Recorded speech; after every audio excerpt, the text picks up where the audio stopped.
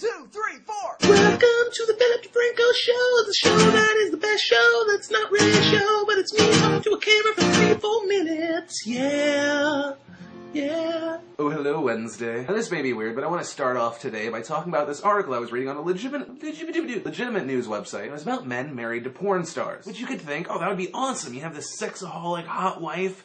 That has to be awesome. No. The more I read the article, the more I realized these people live the most depressed existence ever. Because most of these guys are married to women that have sex with dudes all day. And because of porn rules, they aren't allowed to have sex with them like a day before the shoot. Not to mention, some of these dudes, just midday, they're relaxing, get a call like, sorry honey, I'm at the hospital. I was shooting a scene and I got ripped by Ken. And then you have to think of the catalog of guys that she's banging. And then you realize, oh, okay, that's the dude with the nickname the human wine bottle. That's not a good Wednesday. And then I started thinking, what would it be like if I was a male porn star? And I started researching it. And it turns out male porn stars, on average, only make $40,000 a year. And for straight male porn stars, most of the time, for them to even make any decent money, they have to go gay. And it made me giggle. Because it's a career that you go in to fuck. And then you have to be fucked or you are fucked. Food for thought. Now guys, just to get our Wednesday started, let's have our douchebag of the day. And our douchebag of the day comes from Atlanta, Georgia. And our douchebag is a 61-year-old man who saw a little baby at Walmart and he was like, why won't you stop crying? And so he slapped it until it stopped crying. The man went to court, I imagine, saying, not guilty. I warned her. To which I imagine he thought the judge would go, oh, he warned her. Case dismissed. I can't believe I even had to try this case. Now to go fly on my magical unicorn to Mars. But that was actually the man's case. He warned the parent. He was like, you need to shut that baby up or I will. And you know what? I hate children so much, I almost agree. But he shouldn't have slapped the baby. Slap the parent. And I know I have some parents watching the show now. They have young children. Yes, you. I hate your crying baby. Let me Dr. Seuss it for you. I hate your baby on a plane. I hate your baby on a train. I hate your baby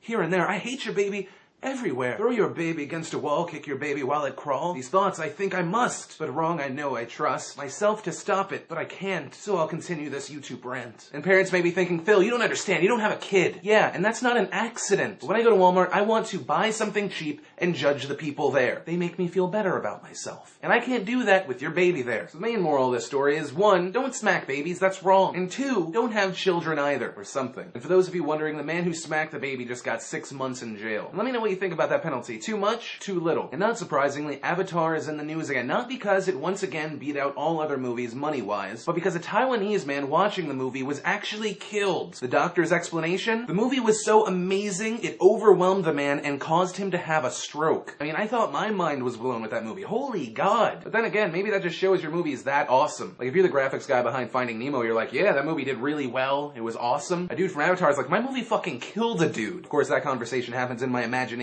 where graphics guys have friends. And a quick reminder, I feel bad when I do this, but if you leave your Facebook open on a public computer like at an Apple store, this will happen.